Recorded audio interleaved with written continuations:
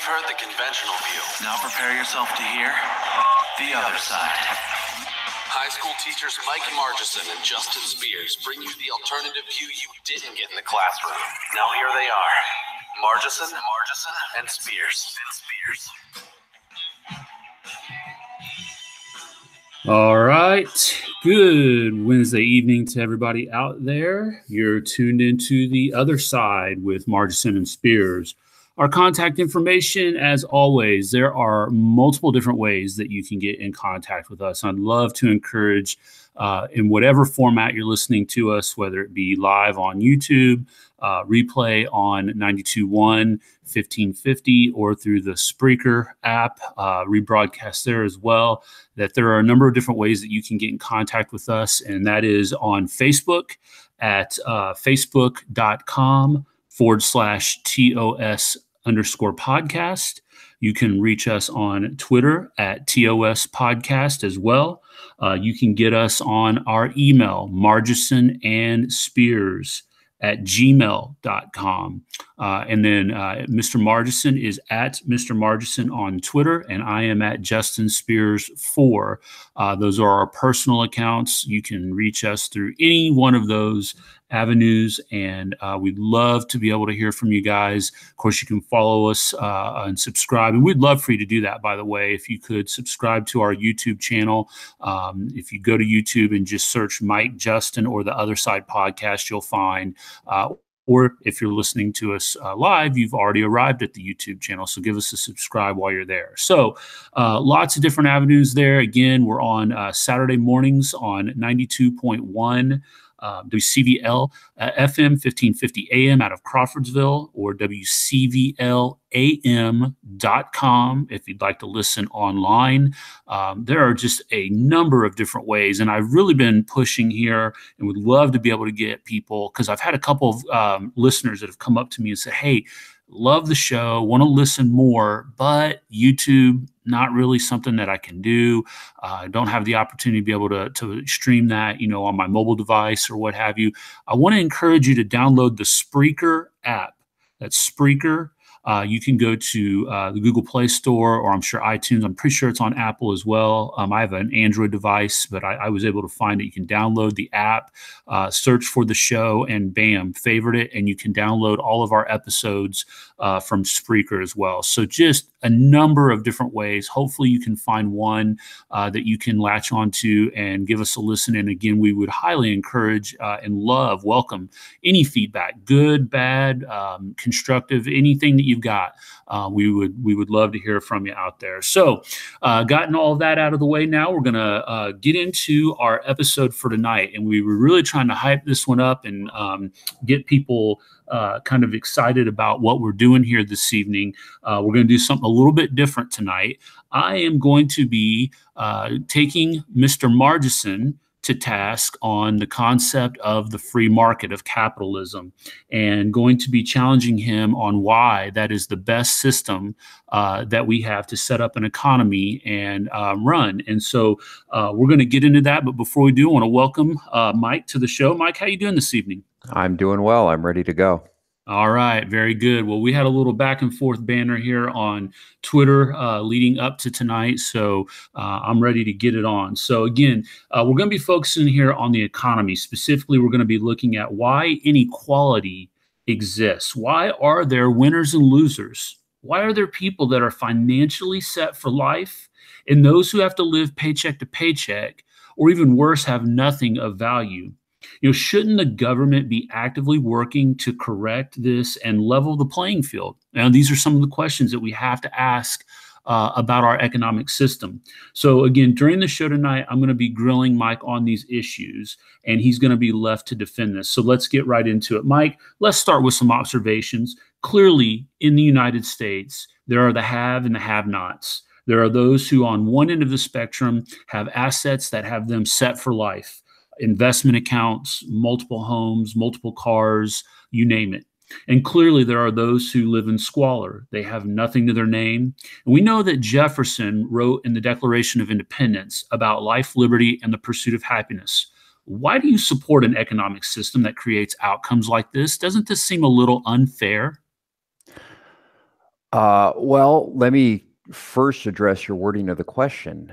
I don't think it's the economic system that creates outcomes like this. So I'm going to declare the premise of your question to be misleading to start with. So, okay, let me look at this another way. If this was a systemic problem, the fact that we have unequal outcomes, well, let's just consider the fact that LeBron James makes what $50 million a year, right? He's also freakishly athletic and 6'9", and he can shoot a basketball. I'm much shorter than that. I'm built like a marshmallow, and I can't shoot a basketball. So my income is, whatever it is, it's probably less than 1/10 of 1% of what he makes. Is there some sort of systemic problem with that? Like, I mean, is that a systemic problem? The fact that he makes, he creates a product that people actually want to see, and I'm not able to do that. So if you believe it's a system problem, then you would have to identify, how do we correct that system? Because people, usually tend to look at that and they say, okay, well, yeah, that's obvious, that's normal. He's providing a service for the economy, and therefore he's entitled to the money that he makes. And whereas I'm not able to provide that same service to that many people, and they're not willing to pay for whatever it is I do have to provide. So, But Mike, hold on one second. I want to jump into that because before we move on, I want to make sure that I get this right. Now, you are a public school educator. right. You work with the youth of America. You are helping to shape the minds of America. That seems like a pretty important task, one that I would think that the market would want to compensate a little bit better. Here's a guy that's dribbling and shooting a basketball, and as I think somebody mentioned earlier this week, maybe he should just stick to doing that instead of giving his political commentary. So why is it that the system is rewarding him for what seems like you said creating a product, but I mean, it's just entertainment. You're shaping the minds of America. Why does the system allow that? You ask them. I have no idea. I mean, ask the people who are paying $100 a seat to go watch them play. I mean, that's not for me to decide, or you to decide, or any other third party to decide. Look, how does somebody make, let's take somebody who's really rich that, everybody would hate, take a billionaire. How does somebody make $1 billion? Well, they create a product that is wildly popular and easily accessible to others. That's the most important part. In order to get rich, you have to provide something that many, many people not only want, but can afford to pay you for. So if I made a product that was easily accessible, let's say it cost $5, and it was wildly popular, everybody in the United States, or maybe not everybody, but let's say 2/3 of the United States wanted it. So 200 million people wanted it at $5. Boom, there's your $1 billion. Well, okay, I get it that there's margins and costs and stuff. So, but just to keep this simple, you understand. So now I'm a billionaire. Where is the problem with that?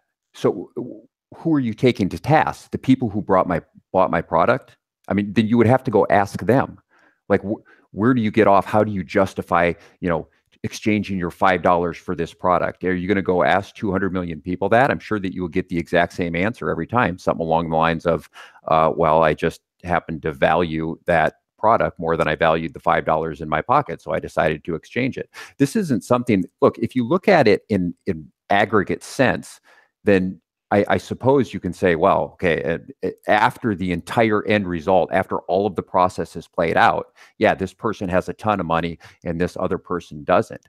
But you can't look at it after it had already happened. You have to look at the process. How did somebody become rich? They provide goods and services to people that voluntarily exchange their money for it because they believe that in some way, shape, or form it will make them better off. So there's no systemic problem there. It's the system is allowing middle class and even lower class people to enrich themselves with goods and services. Right? The income is just a byproduct of what you're able to produce. Okay, that's fair enough. I think I can get on board with that. But I think most people would probably say, even if we were to accept that and say, clearly, somebody who has the skill set of a LeBron James, or let's work this back into like a business sense, somebody who's a CEO of a company. They clearly have a skill set that has gotten them to that point versus the guy that might be running the assembly line, part of the assembly line, or doing pick pack or something like that. I don't think people would say that those two people should be compensated equally, but clearly this system has promoted greed. Let's talk about greed for a second. The market promotes greed, and it promotes it at the expense of the working man. You can look at the 19th century and the robber barons as a classic example of this. How can you defend allowing a system like this that exploits the working class at the behest of the fat cats?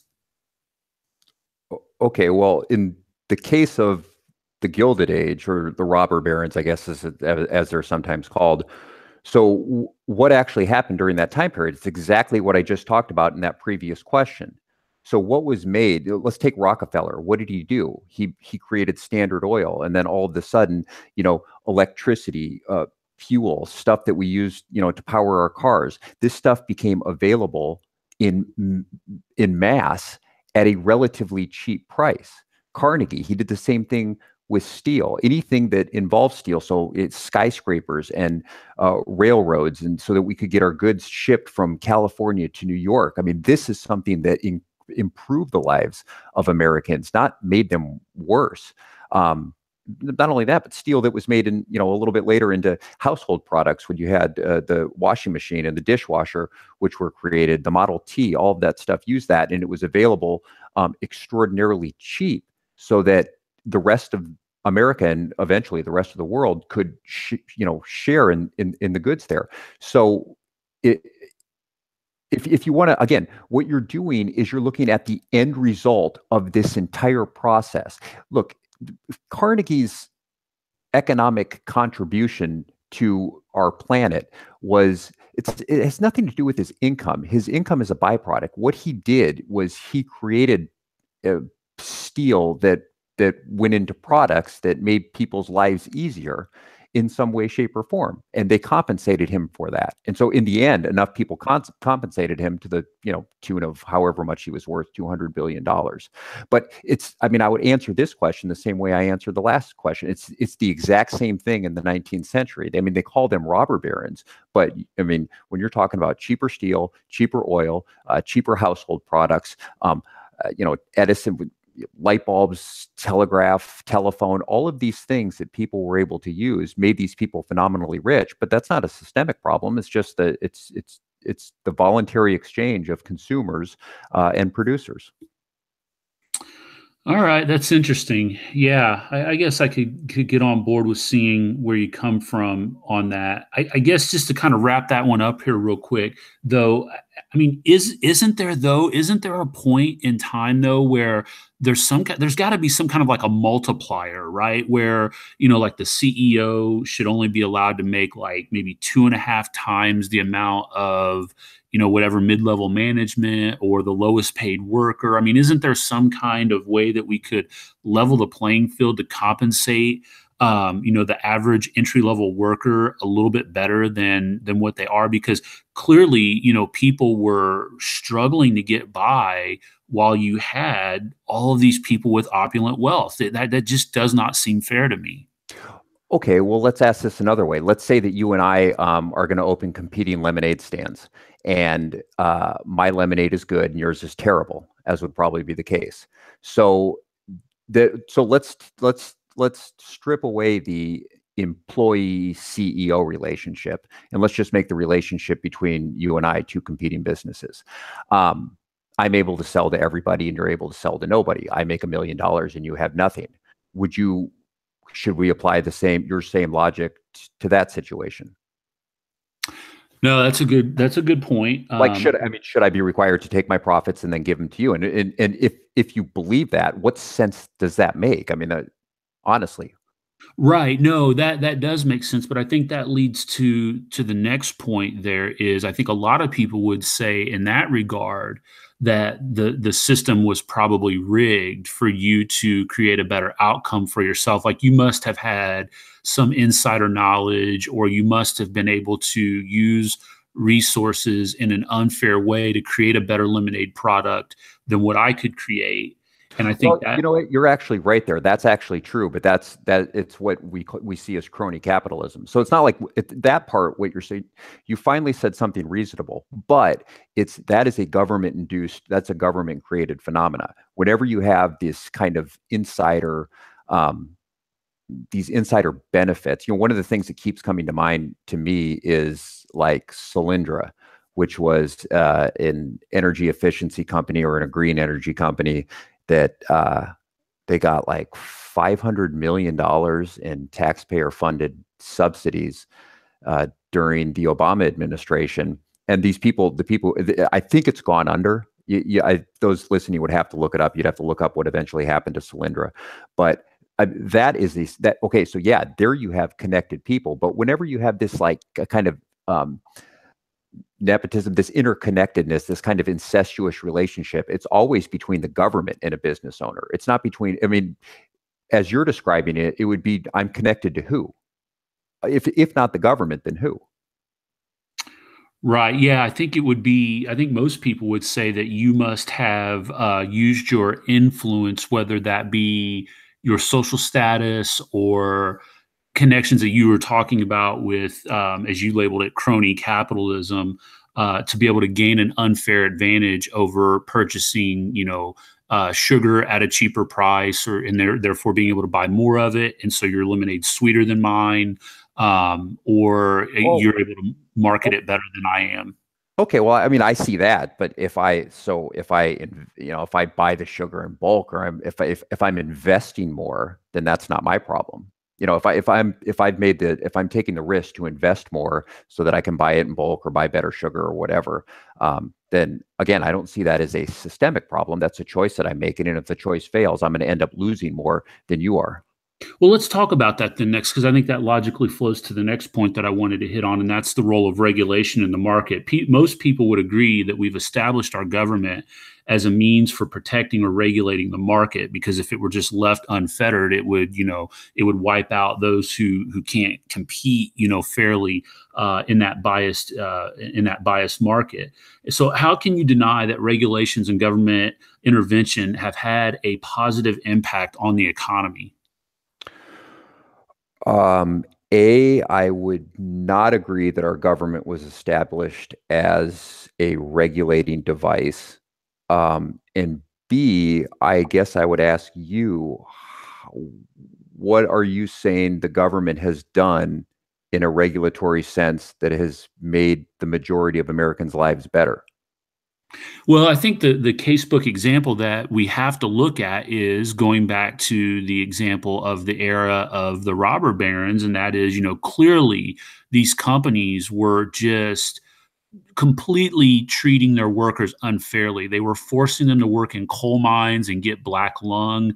They were putting, 5, 6, 7-year-old kids to work at loss of limb and life. They were working people 70 hours a week with no overtime compensation. I mean, if it weren't for the government stepping in and leveling the playing field, you might be working a 65-hour work week, making 5 cents an hour with no overtime. I mean, clearly that's been, government has been the savior in that regard. No, I don't think that it has. Well, first of all, I could work a 65-hour work week if I wanted to. I just choose not to. I mean, I could come home and I could change my clothes, strap on something else, and go out and work 80 hours if I wanted to. But I'm not going to. Secondly, when you were bringing up that the situation of whatever the robber barons, you kept saying they. In our market economy, this is strictly voluntary exchange. Now, would I have wanted to work in a coal mine during the 19th century? Absolutely not. Would I want to work in a steel factory or for Standard Oil in the 19th century? Absolutely not. I mean, I'm glad that I live now how I live, and I'm able to work where I work and do what I do. But these people were doing this on their own accord because the alternative was worse for them. And for most Americans during that time period, the only other alternative was agriculture. So you could live in a little self-sustaining farm or on a homestead trying to eke out a living from day to day. But for the most part, you were just one bad crop away from starvation. And that was not the way people wanted to live. You go into one of these other places, yeah, it's going to be 12 hours, but that obviously improved. And I want to correct you on something. It's not the government that improved this. What this was free enterprise, and it was the invention of capital machinery that allowed workers to become more efficient. So they didn't have to work 12 hours in a mine. The machines could work 24 hours in a mine, and the worker was just there to man the machines for an 8-hour day. So it's one of these myths of U.S. history that things were terrible. People were forced to do them, and the government came in and they changed it and they saved it. Well, that's just not the way that it happened. Yeah, things were compared to our standards, but that's an unfair comparison to take 2017 standards and apply them to 1850. Compared to our standards, things were bad, but people worked there because it represented a better opportunity than the opportunity that they had, and at any time they were welcome to leave it. Now, as for the children, I that's getting into a little bit of a side note, but that's another just piece of misrepresented history. It really wasn't until capitalism fully took hold in the U.S. economy and capital machinery made workers productive enough to where they could keep their children out of the mines, keep them away from working. Because if why would a parent put their children in this in this situation? It's not like the child just was stolen by one of these robber barons and shoved into the mine.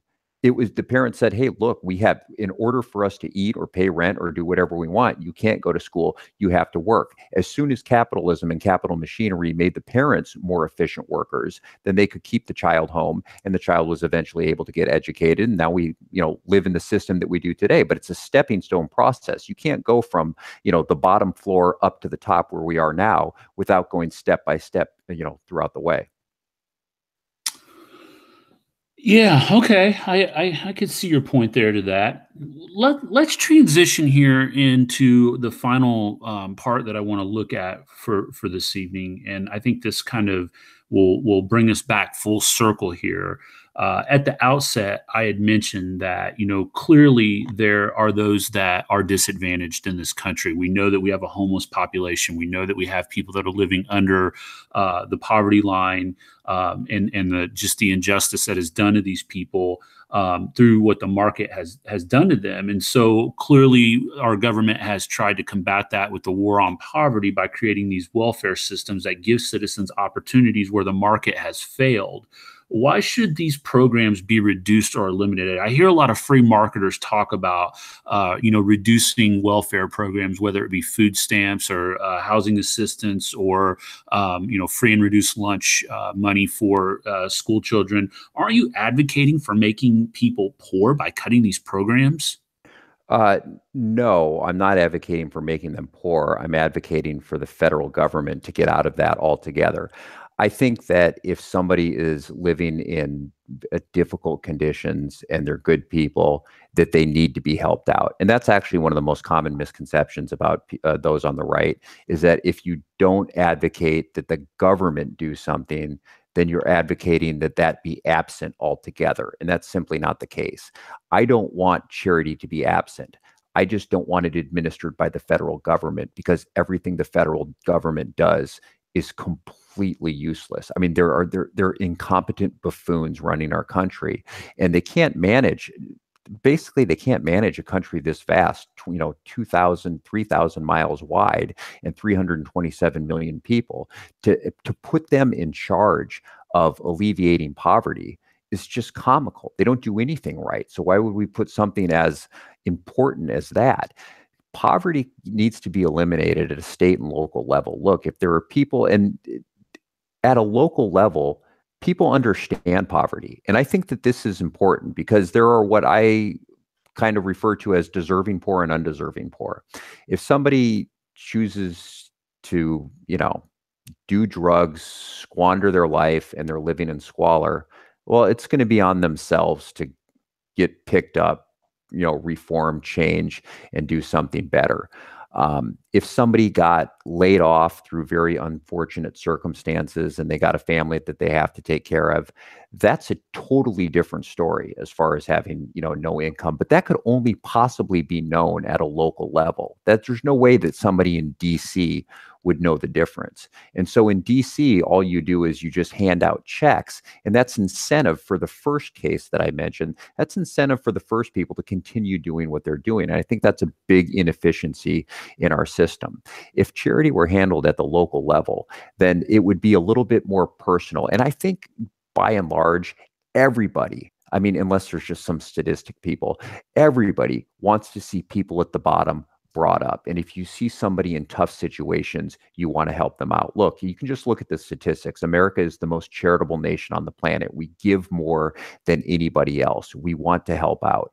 But that's us giving to, certain entities that we know and that we're connected with.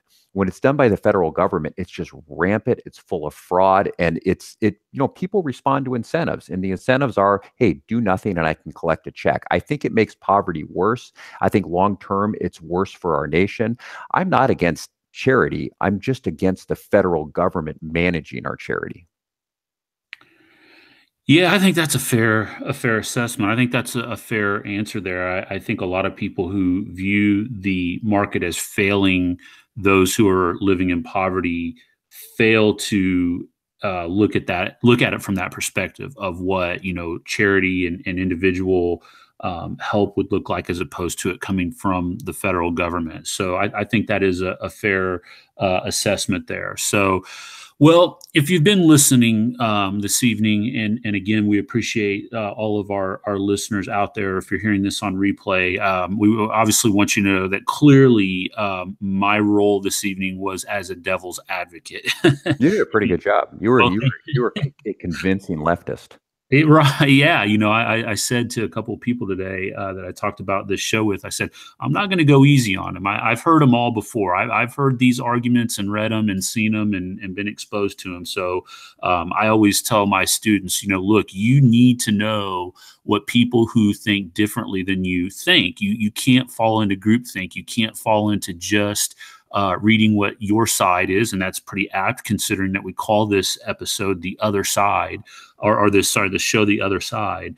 So again, clearly this evening I was playing the role of a devil's advocate, and I wholeheartedly adhere to and love the principles of the free market. And I would say that what we've experienced here in the United States from almost the infancy of the country, really, but really after this period of time that I chose to pick on, that Mike really did a fantastic job of picking apart, of the robber baron myth age, has really just been an absolute disaster. It's not been the free market. It's not been what capitalism looks like. And unfortunately, we have to spend so much of our time explaining this to people, because it's given capitalism and the free market a bad rap. And it's really put us in to a position where we spend most of our time defending what we're not, instead of telling people what we're for.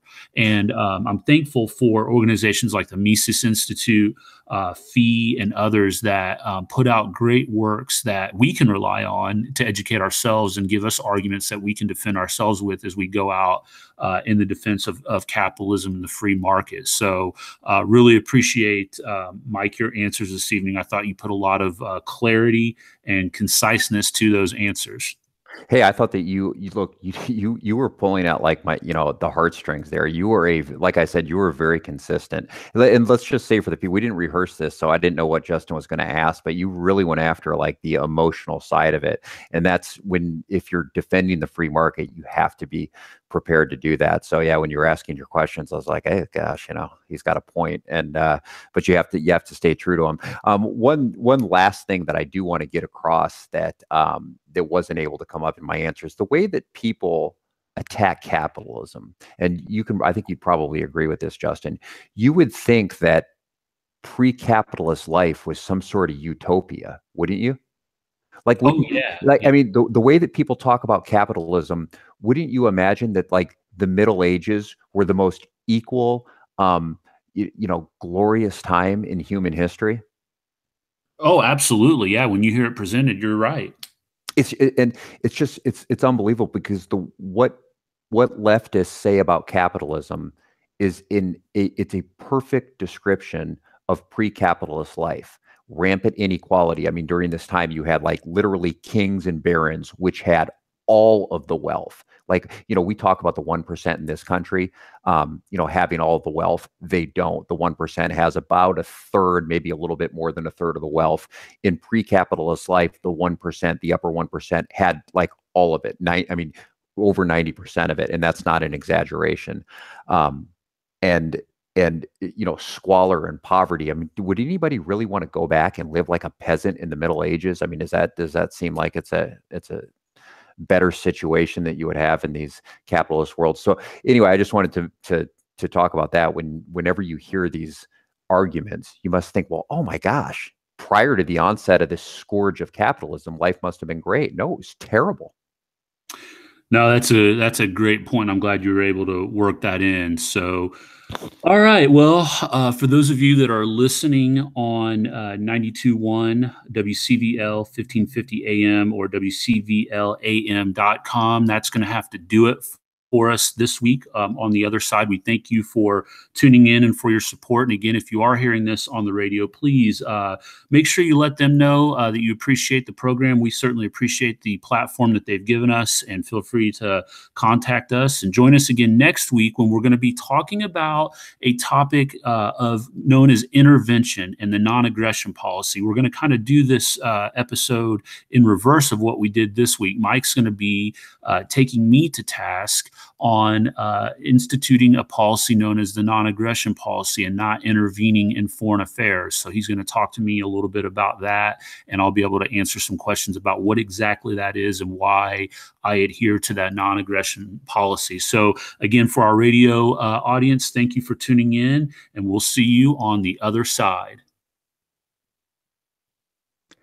All right, for those of you that have joined us and stayed with us on YouTube, we're going to carry on the conversation here for just a little bit and talk about this in a little bit more detail. Mike, thanks for those answers. Again, I think that you hit the nail on the head when you talked about the fact that those who take the free market and capitalism to task really go about it from an emotional perspective.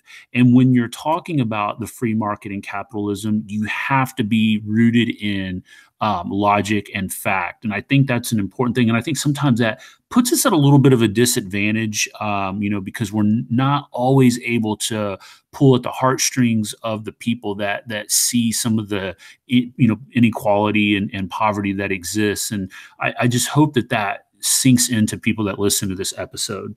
Yeah, I hope so too. I want to switch gears and do a little bit of government here in the last 10 minutes, if you don't mind. One of the things that you and I talk about when we're just having our conversations individually is we've got to go back to the Constitution. Anytime any of these things come up, it's almost as if the Constitution is just completely ignored, as if it doesn't exist. And if you talk about it, you're just considered a dinosaur. But what does the Constitution say about fixing inequality or fixing poverty, if anything? I mean, where in this document can we find the federal government's role to take money from me and give it to somebody else, or take money from you and give it to somebody else? Well, that's a great question. And the short answer is that obviously our nation's roots are in individualism and in capitalism. When Adam Smith wrote The Wealth of Nations in 1776, clearly that was right at the height of what was going on with the American Revolution. And as we, progress out of the revolution and headed toward the Industrial Revolution, this nation was conceived in economic liberty and freedom. And so when you examine the documents, founding documents of this country, There is some language that's sprinkled in related to this, but I think the founders were very intentional and careful not to talk about creating the utopia that you mentioned earlier. I think they wholeheartedly knew that as they were leaving Europe, they were leaving the comfort of what they had grown up with. And as people fled persecution in Europe over the years to come, that they knew they were taking a risk and that they knew there would be the opportunity to experience success, but they also knew that there was an opportunity for failure as well. There were no guarantees. And so I think it's more telling about what's not included in the documents like the Declaration and the Constitution to see any kind of clauses that say, hey, look, you come to this country, you're a citizen of the United States, no worries, we'll take care of you. If you try to strike it out on your own or enter into a business and you fail or you fall on hard times, and it may not even be your fault. You know what? Daggone it, the government's going to be here for you. You don't see that language. All we see is an opportunity, right? We always talk about equality of opportunity, not equality of outcome. And so the things like what we talked about a couple of weeks ago with the general welfare clause and stuff like that, government should exist just to make sure that there is equal opportunity for people who want to enter into economic activity. And so far as that is concerned, if there's not a barrier that has unfairly been placed in the market, then the government doesn't have a role in intervening. They should step aside and allow the natural progression of the market to work. And yes, it's going to result in some winning and some losing. And I use this example all the time when I talk about the government bailouts here recently within the last 15 to 20 years that we've seen, specifically back in 08, 09. The government had no business whatsoever. This too big to fail mentality that had developed is completely unconstitutional, completely at odds with what this country was founded on and was all about. And so, I think that when you look at it from that perspective, you have to address it and look at what isn't in these documents more than what is. That's well put. Let's stick with the auto bailouts there for a second, just because you had segued there. What should have happened? Well, just for anybody listening, what did happen and then what should have happened? Right. So essentially, there's this psychology of, and again, this is a little bit of a historical aspect to this as well, of what the car industry has meant to America. Right. I mean, Ford and, all of that. It's just, there's been this I don't even know, paternalistic attachment of the automobile industry to America, representing the blue collar worker, the working man. And so there's kind of been this jealousy of America owning the automobile industry. And so clearly when the Japanese came along and started putting out alternatives that were much better products, right? Detroit was kind of left shaking its head like, we don't know what to do.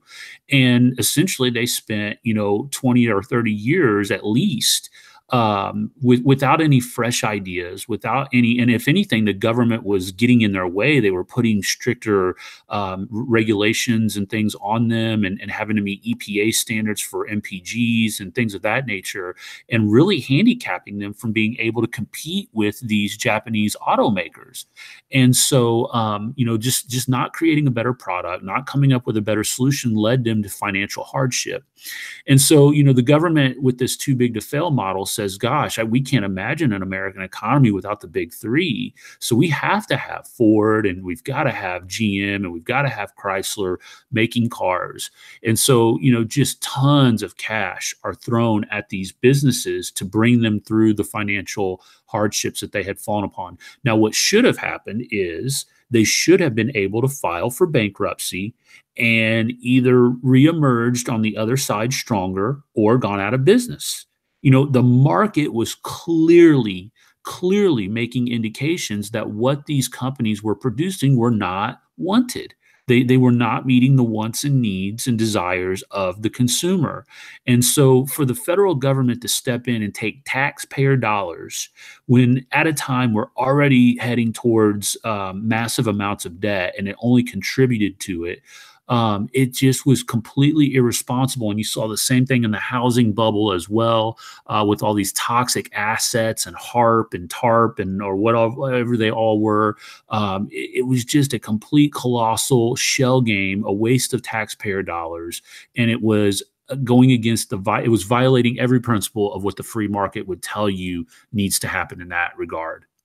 Yeah, I think you actually hit it pretty clearly when you said they needed to make a better product. I mean, this would be like, to use the example that I already used, me asking the government for a bailout since I'm not commanding an MBA salary. You know, it's no different. There's the auto companies were not producing a product that anybody wanted. I mean, I guess some people wanted them, but they weren't able to, produce enough profit by selling enough cars. And so you go bankrupt, and either somebody buys your equipment and your infrastructure that knows what they're doing, or like you said, you reemerge, you redesign the cars, you innovate, you do what the other companies are doing, you imitate them, and then you do it better. But you got to meet the needs of the customers. And when this is discussed in economic terms, in terms of inequality, we look at that and we say, yeah, the market has created, I think you phrased this pretty well when you're asking me questions. The market has created losers. And when you hear that, people think, well, yeah, that's not fair. That's not fair that there are losers. But that's not correct. That's not what it is. It's Ford not producing products. Actually, Ford wasn't quite as bad, but like GM not producing products that other people wanted to buy. They're not a loser in the system. They just didn't do what people wanted.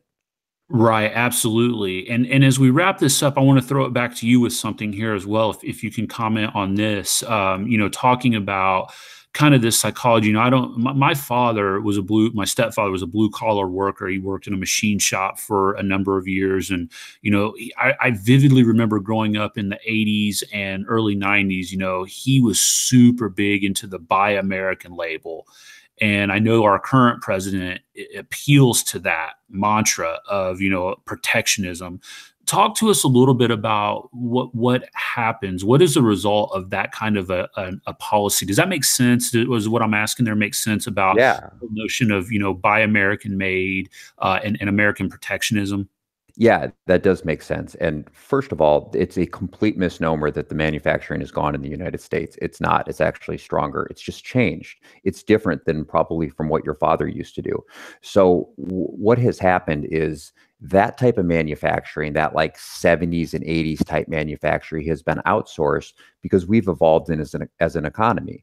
And economies go through this. They evolve, and eventually what they do is they outsource, not lower skill, but they outsource certain types of the production process that can be done elsewhere. But this is very good for an economy when that happens, because this frees up labor, and it frees up capital, and it frees up resources to go after higher value production, goods and services, whatever they may be. Like if I said that there was still manufacturing in this country, actually it's stronger. And that's true. But what are we manufacturing? We're manufacturing, medical devices that saves lives. We're manufacturing heart pumps that, that can keep people with a pacemaker alive in the effect of a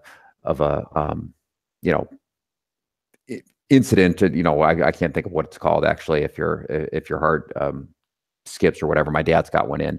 But that it's higher value, different manufacturing. But what we're not doing is we're not putting car doors on cars anymore. We've looked at that. We've said that's something that we can actually send over to Mexico. We can have it done cheaper. Now, what do the consumers get out of this? They get a better car. I mean, a cheaper car out of it. It's the exact same production that is done, but you're going to end up getting it at a cheaper price because the production costs are clearly going to be lower because you're able to pay a lower wage at certain steps of the production process. And labor is freed up within this economy so that we can advance. This is one of the reasons the United States has innovated and advanced above and beyond the rest of the world since the Civil War.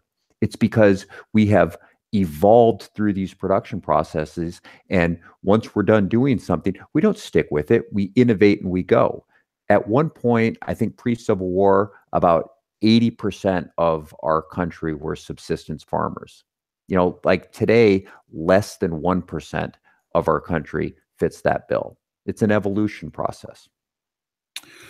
Yeah, that's well said, and I think that's an important thing for people to recognize as well there when you think about the effect of outsourcing labor, what it means to the end user. Everybody likes to complain about all the jobs going overseas, but nobody seems to complain about cheaper goods and a more abundance of goods But that it's we have. not, but it's not just that. Once our economy, look, our economy is going to innovate and advance, and that only happens if there is labor available to take the jobs in the new advanced sector.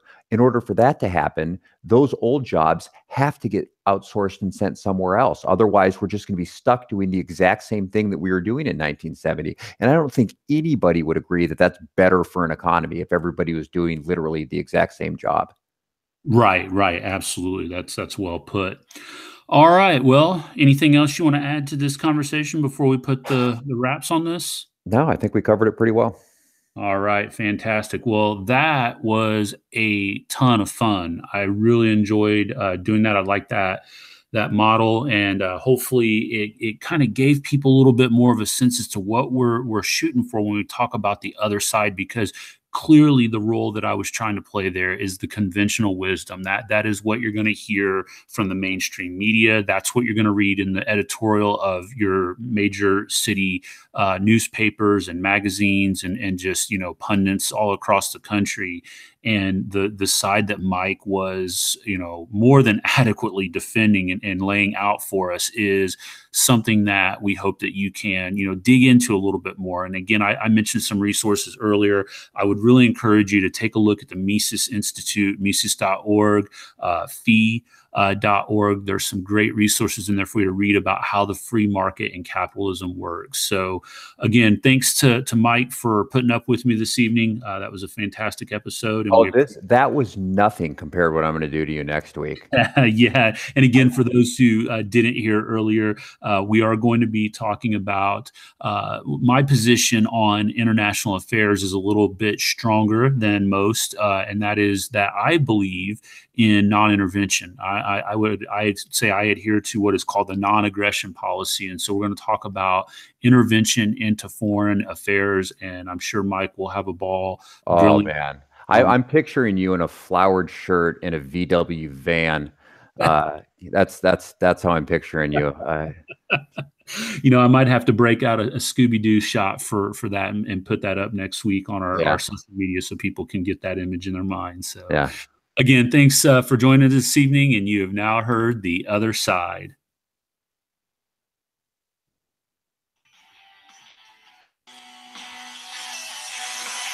Thanks for listening. And remember, you're not fully informed until you've heard The Other Side.